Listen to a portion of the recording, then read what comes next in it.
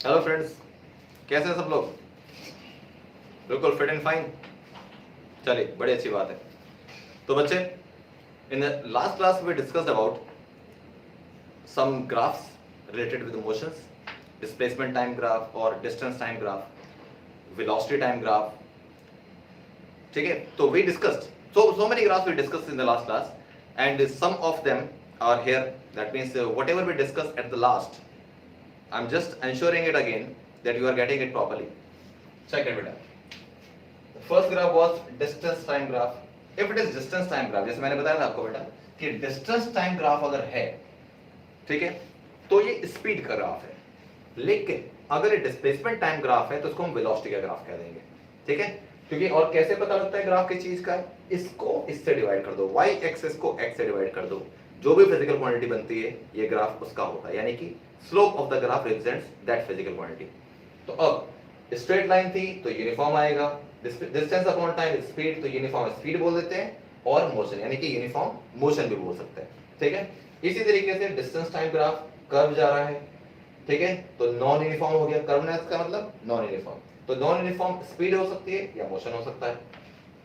फिर तीसरी चीज, distance time graph parallel to the time axis, time axis के पैरेलल जा रहा है, और डिस्टेंस टाइम ग्राफ अगर टाइम एक्सिस के पैरेलल जा रहा है तो ऑब्जेक्ट एट रेस्ट, यानी कि टाइम के साथ साथ ऑब्जेक्ट की पोजीशन नहीं बदल रही है। ठीक है, फिर हमारे पास था velocity time graph. Velocity upon time is what? Acceleration. तो वेलोसिटी अपॉन टाइम एक्सेलरेशन होती है, तो ग्राफ हो गया एक्सेलरेशन का, और क्योंकि स्ट्रेट लाइन है तो uniform acceleration. Simply velocity upon time but curve graph, तो वेलोसिटी अपॉन टाइम तो हो गया acceleration, but as the graph is curved it is non uniform. ठीक है, then velocity time graph parallel to the time axis. Time axis के अगर parallel है तो इसका मतलब वेलोसिटी टाइम के साथ साथ नहीं बदल रही है, सेम रह रही है। इसका मतलब टाइम तो बदल रहा है लेकिन वेलोसिटी रिमेनिंग सेम। जैसे मान लो कि यहां पर अगर इसका मतलब होता 20 किलोमीटर पर आवर, तो जीरो टाइम पर भी 20 किलोमीटर पर आवर से कोई चीज चल रही है, 1 सेकंड पे भी 20 की स्पीड से चल रही है, 3 की स्पीड से भी 20 से चल रही है, तो चल तो रही है। इसका मतलब क्या हो गया? The speed is 20 kilometre per hour और the velocity is 20 kilometre per hour. ठीक है, और एक्सेलरेशन के बारे में क्या कह सकते हैं? Zero acceleration. अगर कोई चीज कांस्टेंट वेलोसिटी से चल रही है तो इसका मतलब एक्सेलरेशन जीरो होगा। तो इस ग्राफ को दो तरीके से बोला जा सकता है, कांस्टेंट वेलोसिटी और zero acceleration, both are correct. ठीक है, अब बात करते हैं कि इसके बाद और कौन से ग्राफ हैं जो हमको समझने हैं आज। तो बस मैं थोड़ा थोड़ा सा चेंज करूंगा ग्राफ के अंदर, and will get new graph. It is 7th velocity time graph. मैं ग्राफ की कुछ शेप बदलूंगा।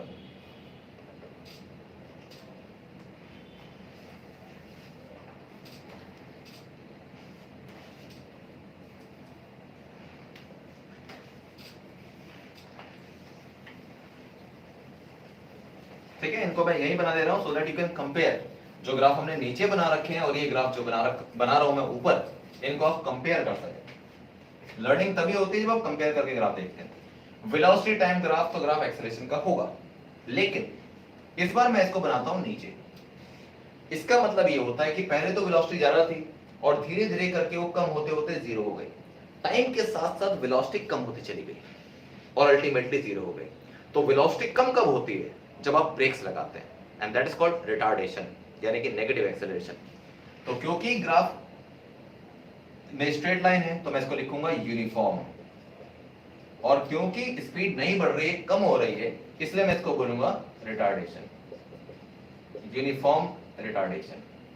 ये हुआ।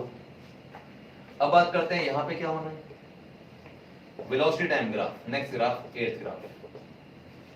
Velocity time graph, but the shape of the graph is this. ये ऐसे जा रहा है, कर्वनेस के साथ डाउन जा रहा है। तो क्योंकि कर्वनेस है तो आएगा नॉन यूनिफॉर्म, और डाउन जा रहा है तो इसका मतलब रिटार्डेशन। सबसे पहले एक्सिस समझने क्या है, यानी कि वेलोसिटी टाइम ग्राफ का मतलब तो एक्सेलरेशन या रिटार्डेशन ही होता है।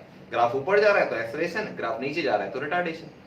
ठीक है, और स्ट्रेट लाइन है तो यूनिफॉर्म, और अगर कर्व लाइन है तो नॉन यूनिफॉर्म। सिंपल सी बात। ठीक है, अब इसके बाद आगे देखते हैं। ये तो हमारे पास वेलोसिटी टाइम ग्राफ के हमारे पास अलग अलग क्राइटेरिया आ गए। अब हमारे पास नेक्स्ट क्या है? मैं एक नेक्स्ट ग्राफ बनाता हूं, eighty graph. Acceleration time graph, अब ये हायर ऑर्डर है। एक्सेलरेशन टाइम ग्राफ जो है, ठीक है, ये आपको एक्स्ट्रा नॉलेज के लिए रखना है। अगर ग्राफ कर्वनेस के साथ ऊपर जा रहा है, ठीक है, तो acceleration is positive, this graph represents positive acceleration.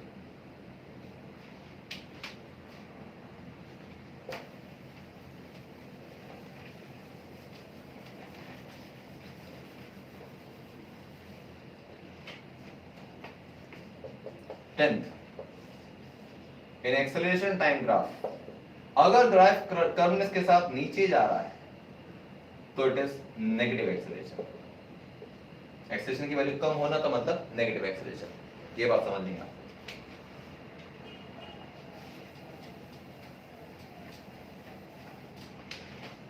अगर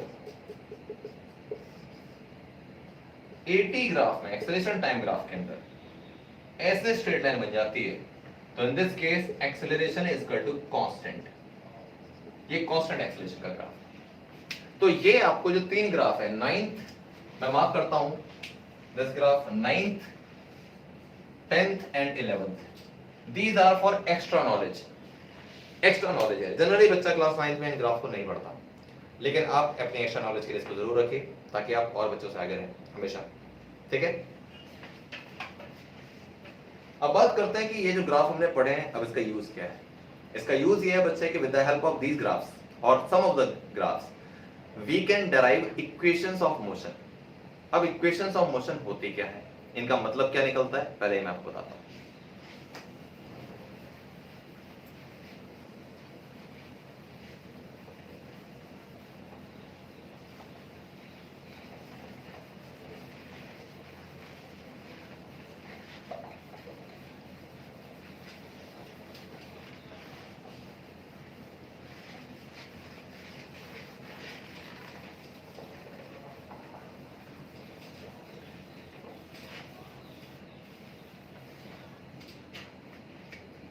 जो हमको अब करना है वो है derivation of equation of motion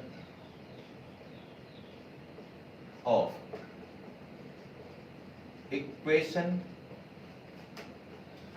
equations of motion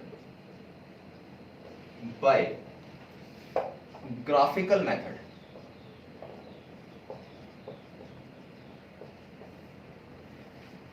ये जो टॉपिक मैंने लिखा है, this is suppose to be the one of the most important topic of the chapter. इस चैप्टर के अंदर जब भी बड़े क्वेश्चन आते हैं, एक बड़ा पेपर होता है जिसके अंदर ये चैप्टर आता है, तो उसमें आपके पास इक्वेशन ऑफ मोशन, जो 3 इक्वेशन ऑफ मोशन है हमारे पास यहाँ सिलेबस में हमारे, उनमें से कोई एक जनरली डेराइव करने को आती है, तो वो आपको सीखना है बच्चे, ठीक है, बहुत ढंग से।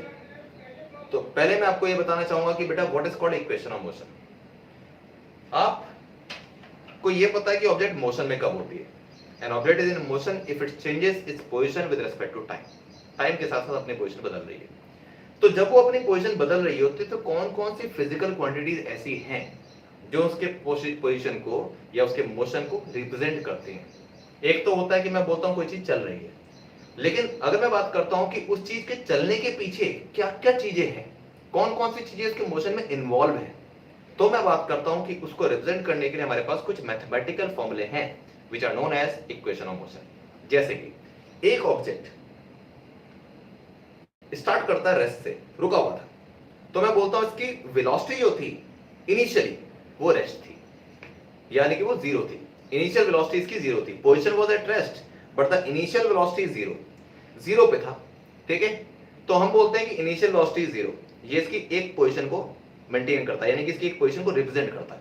अब जब ये चीज आगे बढ़ती है तो कुछ वेलोसिटी एक्वायर करती है, अगर इसको आगे बढ़ना है, चलना है, तो कोई नई वेलोसिटी एक्वायर करेगा। अब जो नई वेलोसिटी एक्वायर कर रहा है उसको हम बोलते हैं final velocity. Specially final velocity अलग अलग टाइम पे अलग अलग हो सकती है, जैसे 1 सेकंड बाद इसकी वेलोसिटी कुछ और हो सकती है, उसको मैं 1 सेकंड की फाइनल वेलोसिटी बोलूंगा। 2 सेकंड बाद जो इसकी वेलोसिटी होगी उसको मैं कोई और फाइनल वेलोसिटी बोलूंगा। 3 सेकंड बाद जो वेलोसिटी होगी उसको कोई और फाइनल वेलोसिटी बोलूंगा। तो इस तरीके से इनिशियल वेलोसिटी और फाइनल वेलोसिटी ये दोनों के दोनों तो मोशन को रिप्रेजेंट करती है। 2 फैक्टर ये हो गए, प्लस क्योंकि इसके चलने में कौन कैसे पता लगा कि ये मोशन में थी, क्योंकि मैंने टाइम के रेस्पेक्ट में इसको देखा।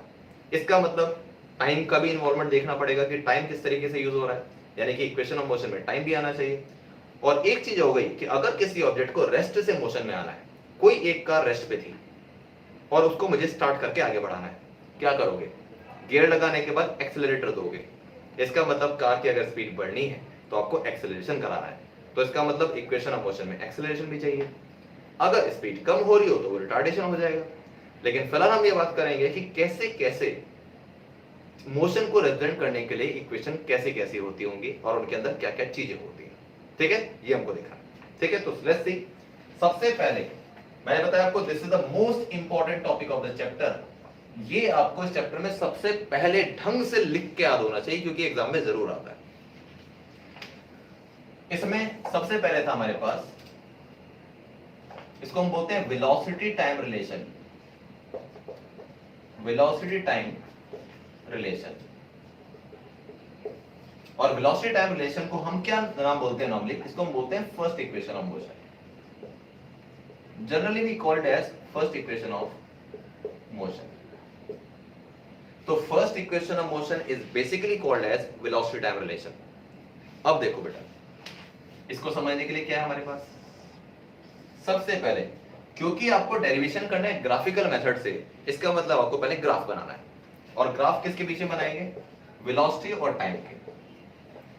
वेलोसिटी और टाइम का ग्राफ बनाने के पीछे सबसे बड़ा पर्पस ये है कि इस ग्राफ के अंदर मैं initial velocity, final velocity, acceleration, time और डिस्टेंस, ये सब का सब दिखा सकता हूं, और यही सारी की सारी मिला के इक्वेशन ऑफ मोशन बनाते हैं।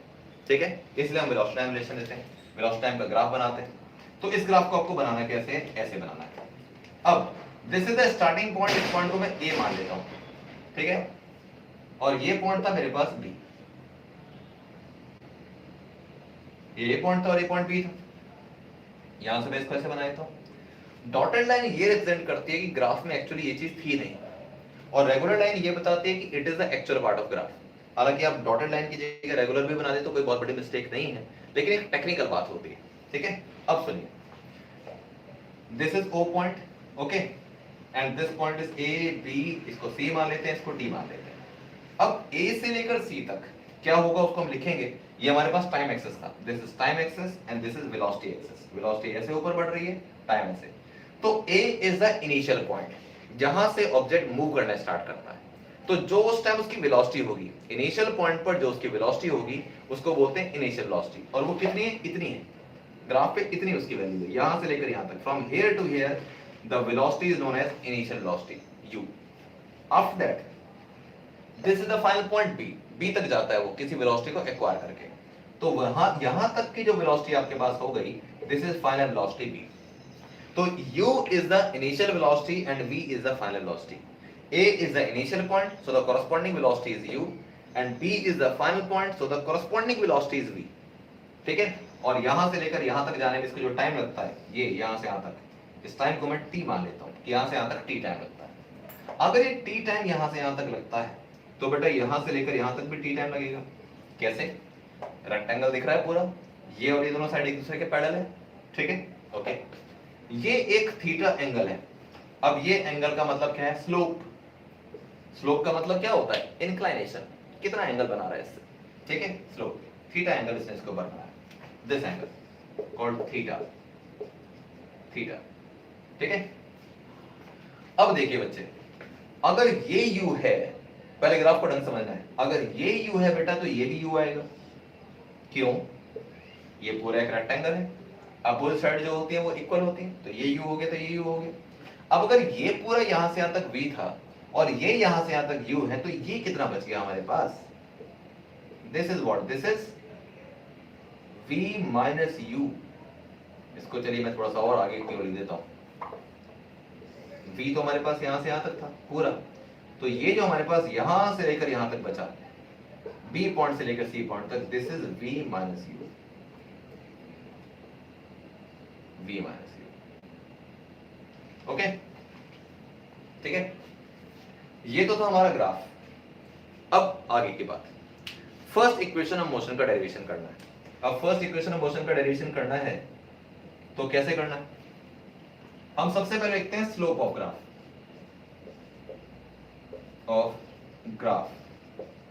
स्लोप ऑफ ग्राफ AB जो ग्राफ है उसका स्लोप क्या है? तो ध्यान रखिए कि स्लोप जो होता है वो उस चीज को रिप्रेजेंट करता है कि y एक्सिस को x एक्सिस से डिवाइड करने के बाद क्या आता है। जो y एक्सिस था वो था हमारे पास वेलोसिटी और x एक्सिस था टाइम। तो वेलोसिटी अपॉन टाइम से आपको क्या मिलता है? वो मिलता है एक्सेलरेशन। तो slope of graph is equal to acceleration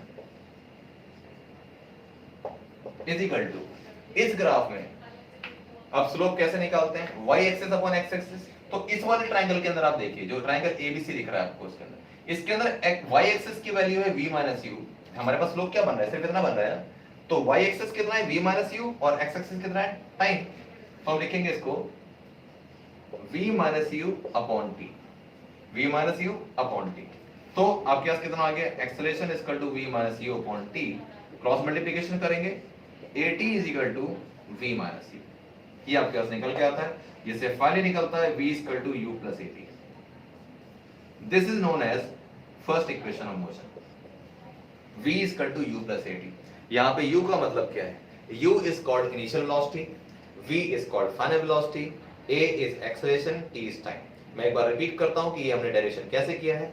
क्योंकि बच्चे स्लोप ऑफ द ग्राफ जो होता है, ये जो AB ग्राफ है, इसका स्लोप क्या रिप्रेजेंट करता है? इसका स्लोप रिप्रेजेंट करता है कि y axis upon x axis कितना आएगा। Slope of graph is given by y axis upon x axis. y axis पे v minus u upon v minus u तो y एक्सिस पे था और x पे था टाइम, तो मैंने v minus u upon t time लिख दिया, y axis upon x axis. और क्योंकि इस ग्राफ के हिसाब से y एक्सिस पे v लिखा है और x एक्सिस पे टाइम लिखा है, तो v अपॉन t के हिसाब से आपको एक्सेलरेशन भी मिल जाता है। तो acceleration is the left side of the graph and right hand side v minus u upon t। तो क्रॉस मल्टीप्लिकेशन करते हैं, आपको v equal to u plus at मिल जाता है। इसको हम हालांकि एक और तरीके से कर सकते हैं, लेकिन उसमें थोड़ा ट्रिग्नोमेट्रिक फंक्शन लगते हैं, tan थीटा लगता है, लेकिन मैं इसके बारे में नहीं बताऊंगा आपको, क्योंकि आप क्लास 10th में मैथमेटिक्स में पढ़ेंगे उसको, तो थोड़ा सा आपको रटना पड़ सकता है। तो इसलिए उस चीज के बारे में बात नहीं करूंगा। ये ग्राफ आपको इस तरीके से ऐसे करना चाहिए।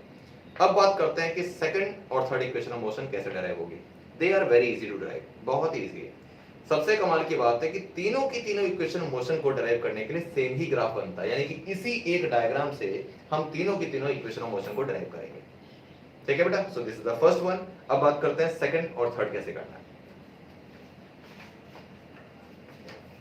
और सेकंड और थर्ड ही ज्यादा इंपॉर्टेंट होती है एग्जाम में, सबसे ज्यादा सेकंड और थर्ड के आने के चांस होते हैं। अच्छा, मेन वाली ये मैं बताना चाहूंगा कि इस इक्वेशन ऑफ मोशन का नाम था वेलोसिटी टाइम रिलेशन। अब ये क्यों था ये मैं आपको धीरे धीरे करके बताऊंगा। ठीक है, जैसे हम तीनों के तीनों derivation of equation of motion कर लेंगे, तब मैं आपको बताऊंगा कि इन इक्वेशन का नाम ये क्यों है। क्योंकि कई बार क्या होता है, हम याद तो लर्न तो कर लेते हैं कि इसको वेलोसिटी टाइम रिलेशन कहते हैं, लेकिन क्यों कहते हैं वो नहीं पता। ठीक है, तो चलिए बात करेंगे। अब हम बात करते हैं जो सेकंड इक्वेशन ऑफ मोशन है उसको बोलते हैं हम displacement time relation. Displacement time relation which is commonly called as second equation of motion.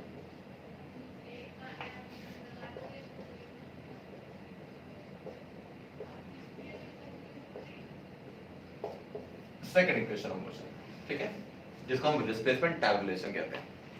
अब इसको ड्राइव करना बहुत आसान काम है। इसके लिए आपको क्या करना है बेटा, ये लाइन बिल्कुल स्ट्रेट है, ध्यान रखिएगा। अगर आपको टिल्ट लग रही है तो इसको आप स्ट्रेट बना लेंगे, बिल्कुल परपेंडिकुलर लाइन है। ओके, तो जो हमारे पास डिस्प्लेसमेंट टाइम रिलेशन है, इसके अंदर कोई दिक्कत की बात नहीं। सबसे पहले हमको लिखना है area of graph. Area of graph, area of graph, और ग्राफ का नाम है A B C D, A B C D O A. ये आपके पास एरिया ऑफ ग्राफ है, A B C D O A, ये पूरा पार्ट। इस ग्राफ का जो एरिया है वो रिप्रेजेंट करता है distance travelled. Distance travelled, area of graph जो है वो डिस्टेंस ट्रेवल्ड को डिनोट करता है। अब ये कैसे, ये मैं आपको बताऊं क्या तरीका होता है, कैसे पता लगता है कि ये डिस्टेंस कैसे हुआ। देखो बेटा, मैंने आपको ये चीज बताई थी कि अगर आप y एक्सिस को एक्स एक्सिस से डिवाइड करते हैं तो इसको बोलते हैं स्लोप। और ये ग्राफ जिस भी चीज का आता है, मतलब इससे जो आंसर निकल के आता है ये ग्राफ उस चीज का होता है, ठीक है। लेकिन अगर आप y एक्सिस को मल्टीप्लाई करते हैं x एक्सिस से तो जो आंसर आता है ये ग्राफ उसको ये उस ग्राफ के एरिया को रिप्रेजेंट करता है, एरिया। यानी कि area of the graph is represented by y axis into x axis and slope of the graph is represented by y axis upon x axis. Example इसी में देखते हैं, वेलोसिटी और टाइम अगर मैं y एक्सिस अपॉन एक्सिस कर दूं तो ग्राफ आता है एक्सेलरेशन का, तो ये स्ट्रेट लाइन एक्सेलरेशन को डिनोट करती है, यूनिफॉर्म एक्सेलरेशन, क्योंकि स्ट्रेट लाइन है, ठीक है। लेकिन अगर मैं इसको y एक्सिस वाले को x से डिवाइड करता हूं तो क्या मल्टीप्लाई करता हूं तो क्या आता है, velocity into time is equal to what, velocity into time. Velocity की जगह आप स्पीड भी कह सकते हो, speed into time is what, distance travelled. तो ग्राफ का जो एरिया होगा वो इन दोनों की मल्टीप्लाई करने से बनता है, इन दोनों की मल्टीप्लाई करोगे जो भी फिजिकल क्वांटिटी आएगी वही ग्राफ के एरिया से रिप्रेजेंट होती है। तो इसका मतलब है इस पूरे ग्राफ का एरिया उस चीज को रिप्रेजेंट करेगा जो y एक्सिस वाले को x से मल्टीप्लाई करने के बाद आता है। y एक्सिस पे v लिखा था, x पे t लिखा था, दोनों को मल्टीप्लाई कर दिया मैंने तो डिस्टेंस आया। आप इसको डिस्प्लेसमेंट भी कह सकते हैं, लेकिन जनरली एरिया स्केलर क्वांटिटी होती है इसलिए हम डिस्टेंस वर्ड यूज करते हैं, डिस्प्लेसमेंट नहीं यूज करते हैं, ठीक है बेटा। तो अब y axis into x axis से आपको मिलना था एरिया, और मैंने लिखा है कि इस ग्राफ का जो एरिया है वो क्या रिप्रेजेंट कर रहा है, इन दोनों को मल्टीप्लाई करने के बाद क्या है, डिस्टेंस। इसलिए लिखा है area of graph ABCDOA is equal to distance travelled. अब हमको इससे थोड़ा आगे बढ़ना है, बस एक ये टेक्निकल बात थी जो आपको समझनी थी यहाँ पे कि हम कैसे पहचानते हैं कि किसी ग्राफ का एरिया क्या रिप्रेजेंट करता है। बस y को x से मल्टीप्लाई कर दो, जो आंसर आएगा वो ग्राफ का एरिया ही कहलाता है। तो मैं लिखता हूं therefore distance travelled, distance travelled, जो डिस्टेंस ट्रैवल होगा वो is equal to the area of the graph. अब एरिया ऑफ ग्राफ, ये जो पूरा ग्राफ आपको दिख रहा है इसके अंदर बेटा आपको दो डिफरेंट शेप्स नजर आ रही हैं। कौन कौन सी शेप, ऊपर एक ट्रायंगल नजर आ रहा है और नीचे एक रेक्टेंगल नजर आ रहा है। तो मैं क्या लिखूंगा,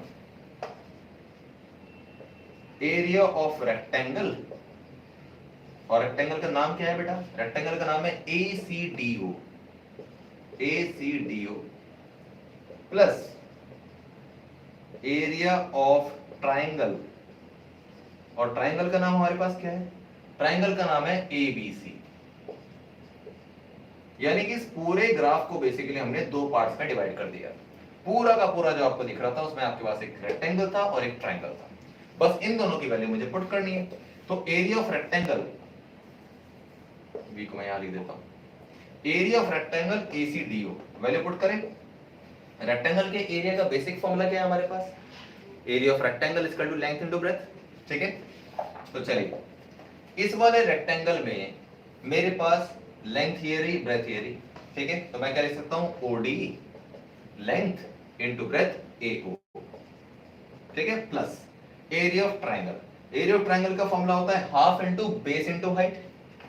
बेस कितना है बेटा ट्रायंगल का, इस ट्रायंगल ABC का बेस हमारे पास क्या है, AC, और इनटू उसकी हाइट कितनी, BC। Substitute the values, OD की वैल्यू थी हमारे पास T into AO is U plus half AC from A to C T into BC that is V minus U. From diagram we can write these values. अब क्या होगा, अब इसको थोड़ा systematic लिख लेते हैं। मैं इसको लिखता हूं UT U into T plus half into T V minus U जो है इसको मैं लिखता हूं AT। अब ये कैसे लिख दिया मैंने, चेक करो। थोड़ी देर पहले जो आपने इक्वेशन ऑफ मोशन ड्राइव करी थी उससे भी लिख सकते हैं, बाकी आपने एक्सेलरेशन का फॉर्मूला पढ़ रखा है, because acceleration is equal to v minus u upon t। Acceleration क्योंकि v minus u upon t होता है तो इससे आपको क्या मिल जाता है, at is equal to v minus u। a की t से मल्टीप्लाई कर दूंगा तो v minus u आ जाएगा, ओके। तो वही v minus u की जगह हमने at रख दिया, तो आपके पास क्या निकल के आ गया, ut plus half a t into t is t square। This is distance travel, और डिस्टेंस ट्रैवल को हम डिनोट करते हैं सिंबल s से। तो हमारे पास s इक्वल्स टू आ गया ut plus half t square, and this is known as second equation of motion. This derivation is very important. First derivation आ जाता है कभी कभी, लेकिन सेकंड और थर्ड तो अक्सर आते हैं, इसलिए आपको उसका बहुत ध्यान रखना है, ठीक है। So this is about second equation of motion. इसको आप ढंग से बिल्कुल अच्छी तरीके से नोट कर लेंगे, ठीक है। इस वीडियो के रिपीटेशन में भी आप उसको देख सकते हैं और तब भी इसको नोट कर सकते हैं, ठीक है। अब मैं डिस्कस करूंगा थर्ड इक्वेशन ऑफ मोशन को ड्राइव कैसे करना है, ठीक है। How to derive third equation of motion. जो थर्ड इक्वेशन ऑफ मोशन है उसका नाम है velocity displacement relation.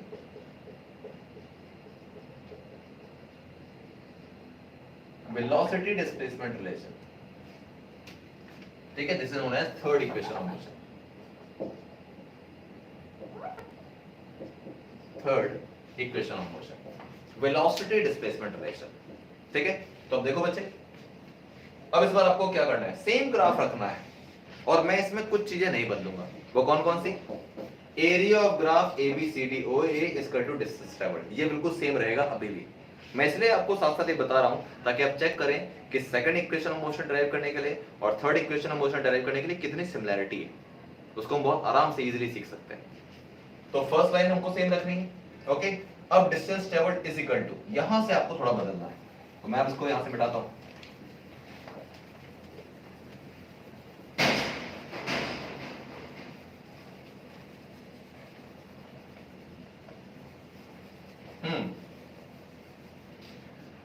Distance travelled is equal to S is equal to area of the graph. अब बेटा आपको इस ग्राफ को जब आपने देखा होगा तो आपके दिमाग में एक और बात आई होगी, ये तो ट्रेपेजियम है, ये ट्रेपेजियम भी तो है, और अगर ये ट्रेपेजियम है तो ट्रेपेजियम का तो मैं डायरेक्ट फॉर्मूला भी जानता हूं, ओके ना। तो हम क्या लिखेंगे, distance travelled S is equal to area of trapezium,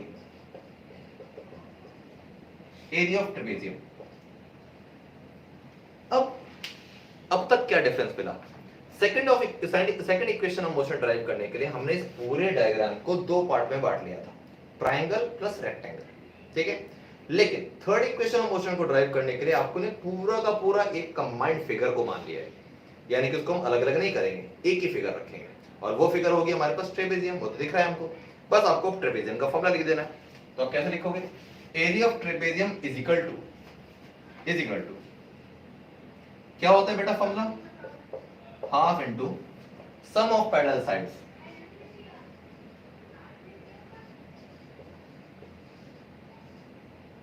some of parallel sides into height, ये फॉर्मूला होता है। तो चलिए वैल्यू पुट कर देते हैं। सम ऑफ पैरेलल साइड्स कौन सी है, देखो एक तो ये साइड दिख रही है, एक ये साइड दिख रही है, दे आर नॉन पैरेलल क्योंकि टिल्ट है और ये स्ट्रेट है। लेकिन ये साइड और ये साइड दोनों आपस में पैरेलल हैं, और ये दोनों साइड जब आपस में पैरेलल हैं तो पैरेलल साइड्स कौन कौन सी हो गई, according to the diagram AO plus BD, ये तो पैरेलल साइड्स हो गए, इनटू हाइट। अगर पैरेलल साइड्स यूं होती हैं तो हाइट ऐसे नापी जाती है, जैसे इस ट्रेपेजियम को अगर मैं यूं घुमा दूं तो ट्रेपेजियम कैसा बन जाएगा, इस ट्रेपेजियम को अगर हम ऐसे घुमा दें तो ट्रेपेजियम ऐसा बन जाएगा, A पॉइंट है यहाँ पे, यहाँ पर आपके पास B पॉइंट, यहाँ पर आपके पास D पॉइंट, और यहाँ पर आपके पास है O पॉइंट। इस ट्रेपेजियम को अगर मैं यूं घुमा दूं तो ये ऐसा बन जाएगा। अब आप सोच के देखिए कि what is the height of the trapezium. Parallel sides तो A और BD हो गई, वो हमने लिख ली, और हाइट कितनी है, height is the perpendicular distance between the parallel sides. तो परपेंडिकुलर डिस्टेंस जो पैरेलल साइड्स के बीच का है वो क्या है, OD, ठीक है। तो यहां से वो OD ऐसे दिखा है आपको, OD। बस अब मुझे इनकी वैल्यू पुट करनी है और आपका सॉल्यूशन आ जाएगा।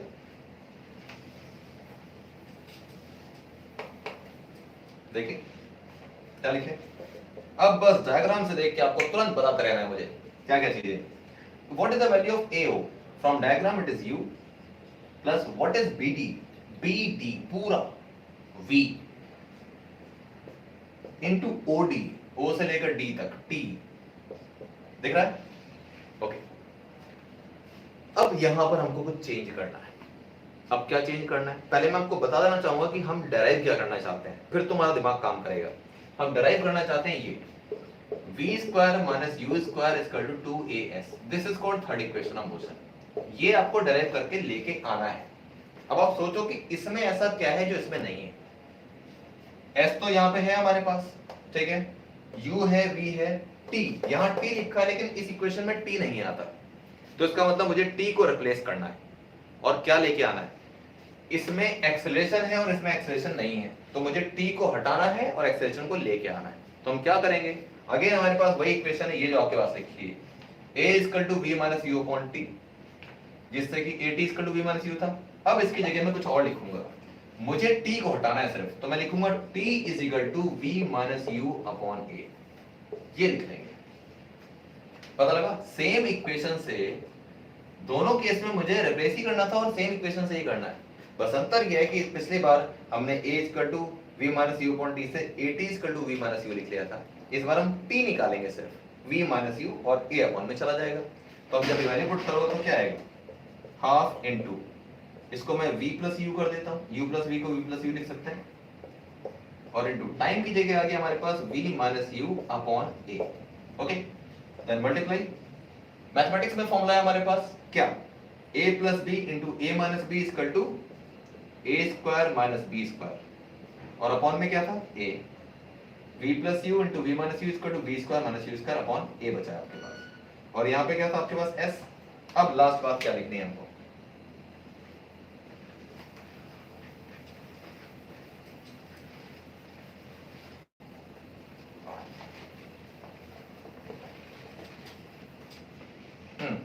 अब जो इसका लास्ट पार्ट है बेटा उसको मैं यहां सॉल्व करूंगा। देखिए s इक्वल्स टू दिस होगा, क्रॉस मल्टीप्लिकेशन कर दो तो आपके पास क्या आता है, 2 into a into s, 2as is equal to v square minus u square. अब लेफ्ट साइड को चाहिए इधर लिख लो, तो v square minus u square is equal to 2as। This is the derivation of third equation of motion. Very simple, simple क्या करना था, सेकंड इक्वेशन ऑफ मोशन में ट्रायंगल प्लस रेक्टेंगल का एरिया लेके सॉल्व करना था, और थर्ड इक्वेशन ऑफ मोशन में पूरा ट्रेपेजियम लेके उसका एरिया सॉल्व करना, बस ठीक है बेटा, ये था। बस एक दो बार प्रैक्टिस करनी है और बिल्कुल पक्का हो जाएगा। आई एम श्योर इतना इजी है, आराम से कर लोगे, लेकिन लिख के करना पड़ेगा, ठीक है बेटा। If you are not writing it and only learning memorising it तो मजा नहीं आएगा बेटा, फिर भूल जाओगे, लिख लिख के करना इसको, ठीक है। अब एक लास्ट बात जो मुझे आपसे कहनी थी वो ये कहनी थी कि इन तीनों इक्वेशन ऑफ मोशन के जो मैंने आपको नाम बताए, फर्स्ट का नाम बताया था वेलोसिटी टाइम, सेकंड का बताया था डिस्प्लेसमेंट टाइम रिलेशन, और थर्ड का बताया था वेलोसिटी डिस्प्लेसमेंट रिलेशन। ये इनके नाम क्यों होते हैं ये मैं आपको अभी बताऊंगा। और दूसरी बात और कि बेटा आपको इस नाम को भी याद रखना है। इन नाम को क्यों याद रखना है, क्योंकि एग्जाम में कई बार फर्स्ट इक्वेशन सेकंड या थर्ड को डेराइव करने के लिए नहीं पूछते, आपसे पूछते हैं derive displacement time relation, derive velocity displacement relation, ठीक है। तो आपको पता होना चाहिए कि कौन सी इक्वेशन का नाम क्या है, ठीक है बेटा, राइट। तो मैं आपको बता दूं बस ये चीज कि why we are having the same name for these equations.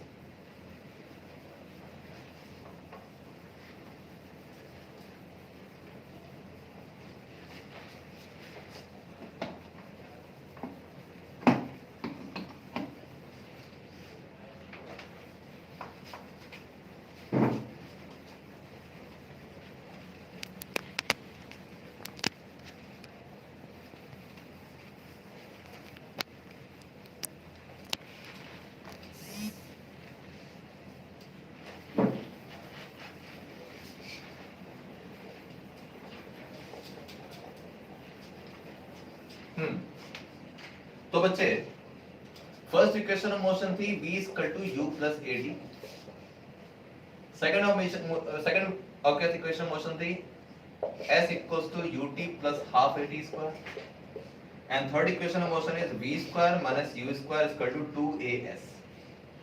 अब बात ये थी कि इनका नाम वो क्यों है जो हमने लिखा था, यानी कि फर्स्ट इक्वेशन ऑफ मोशन को बोलते हैं हम वेलोसिटी टाइम रिलेशन, सेकंड को बोलते हैं डिस्प्लेसमेंट टाइम रिलेशन, और थर्ड को बोलते हैं वेलोसिटी डिस्प्लेसमेंट रिलेशन। अब ऐसा क्यों, उसको पहचानने का तरीका क्यों है बेटा, जितनी भी इसके अंदर चीजें आई है ना, इन पूरी इक्वेशन ऑफ मोशन में जितनी भी चीजें आई है 5 आई है टोटल मिला के। कौन कौन सी 5 है, u is known as initial velocity. ध्यान रखिए कि इन इक्वेशन ऑफ मोशन के ऊपर इस चैप्टर में सबसे ज्यादा न्यूमेरिकल्स बनेंगे। न्यूमेरिकल्स में 80% पार्ट जो होगा इस चैप्टर का वो इन्हीं इक्वेशन ऑफ मोशन से बनता है। तो u equal to initial velocity, v equal to final velocity, symbol का नाम पता होना चाहिए आपको, final velocity, a is equal to acceleration, s is distance, and t is time. ये 5 चीजें हैं आपके पास।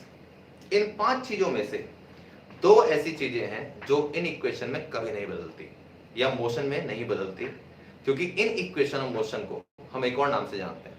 These equation of motions are also known as equations of uniformly accelerated motion. These equations of motions are also known as equations of uniformly accelerated motion. Uniformly accelerated motion का मतलब क्या होता है? Acceleration constant है, uniform का मतलब constant है। तो एक acceleration हो गया आपके पास constant, पहली चीज इन equation of motion में, यानी कि फिक्स वैल्यू रहेगी, वो बदलेगी नहीं, ठीक है? ये तो ये हो गया। और दूसरी बात, u जो होता है वो भी कांस्टेंट है, इनिशियल वेलोसिटी कांस्टेंट है। अब इसका मतलब क्या निकलता है, पहले मैं आपको बता दूं। अगर बेटा एक बॉल थी मेरे पास, उस बॉल को मैंने ऊपर से छोड़ दिया, यहां पर इसकी वेलोसिटी कितनी होगी? 0। इट्स कॉल्ड इनिशियल वेलोसिटी, ठीक है? 1 सेकंड बाद उसकी वेलोसिटी 2 मीटर पर सेकंड हो सकती है, 2 सेकंड बाद 5 मीटर पर सेकंड हो सकती है, 3 सेकंड बाद 6 मीटर पर सेकंड हो सकती है। तो ये जो वेलोसिटी 1 सेकंड, 2 सेकंड, 3 सेकंड बाद हो रही है, इनको हम फाइनल वेलोसिटी बोलते हैं। Final velocity after 1 second, final velocity after 2 second, final velocity after 3 second. लेकिन इन सारे केस में इनिशियल वेलोसिटी क्या है? इनिशियल वेलोसिटी सिर्फ एक ही है, 0, क्योंकि हर केस की स्टार्टिंग एक ही जगह से हुई थी, 0 वेलोसिटी से। तो इनिशियल वेलोसिटी फिक्स हो गई।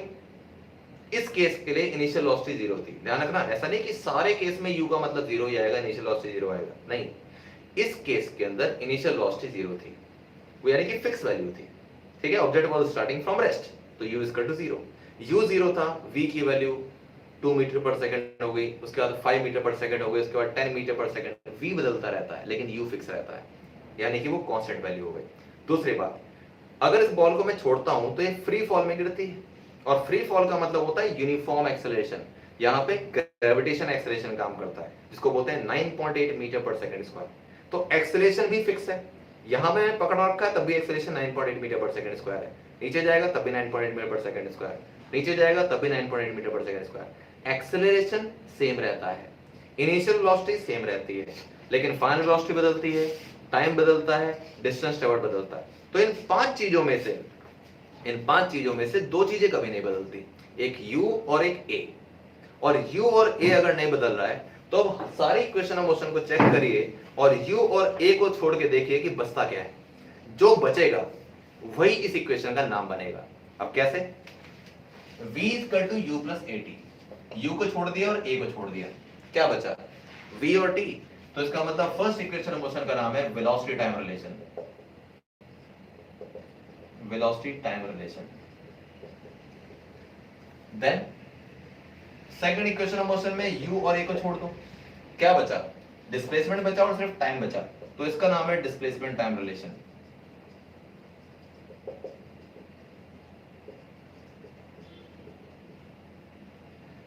थर्ड, u छोड़ दिया मैंने और a छोड़ दिया, क्या बचा? v और s बचा, वेलोसिटी डिस्प्लेसमेंट रिलेशन।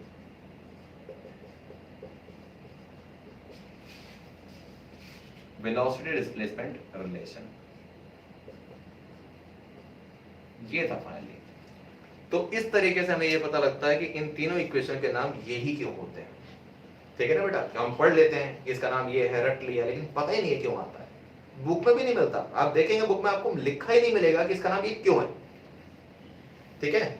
ये मिल जाएगा जिसका नाम ये है, लेकिन क्यों है नहीं पता लगेगा।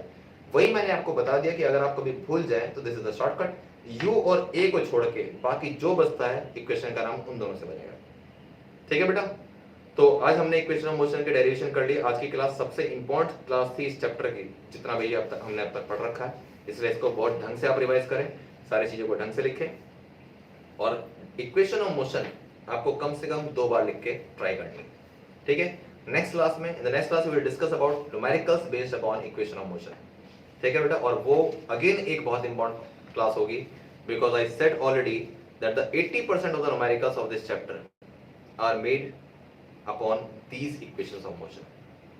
ठीक है बेटा, तो ध्यान रखेंगे और तब तक अपना बहुत ख्याल रखिए नेक्स्ट क्लास के लिए, बहुत फिट रहें और बहुत चुस्त दुरुस्त रहें।